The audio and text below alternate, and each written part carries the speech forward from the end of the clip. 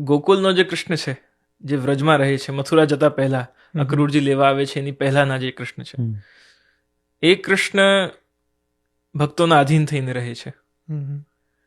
છછિયાભર છાછ pay નાચ નચાવે. ગોપી પાસેથી છાછ લેવી છે કૃષ્ણને, પણ ગોપી કહે છે કે તું નાચીશ તો જ મળશે તને. તો એક એ અવસ્થા છે જ્યાં ભક્ત જેમ કહે એ રીતે ભગવાન પોતે કરે છે. અને બીજી અવસ્થા છે દ્વારિકા લીલા, અથવા કુરુક્ષેત્રના કૃષ્ણ કહી શકો, ગીતા ગાયક કૃષ્ણ કહી શકો, અર્જુનના સારથી કહી શકો, તો દ્વારકાધીશ કહી શકો. એ જે કૃષ્ણ છે એ પછી નીતિ સાથે ચાલે છે, એ કહે એમ કરવું પડે છે. એટલે જ કૃષ્ણએ કર્યું છે એ તો આપણે કરી નથી શકતા. જે એમને વ્રજમાં કર્યું છે એ આપણે કરી નથી શકતા, પણ ગીતામાં જે કહ્યું છે એ આપણે કરવાનું છે. તો કયા કૃષ્ણને મનમાં રાખવો? તો ગોકુલનો કૃષ્ણ, વ્રજનો કૃષ્ણ, જેમને વ્રજભક્તો ઉપર એમના થઈને કૃપા કરી કે હું તારો છું. આ દુનિયામાં એવું કોણ કહે છે?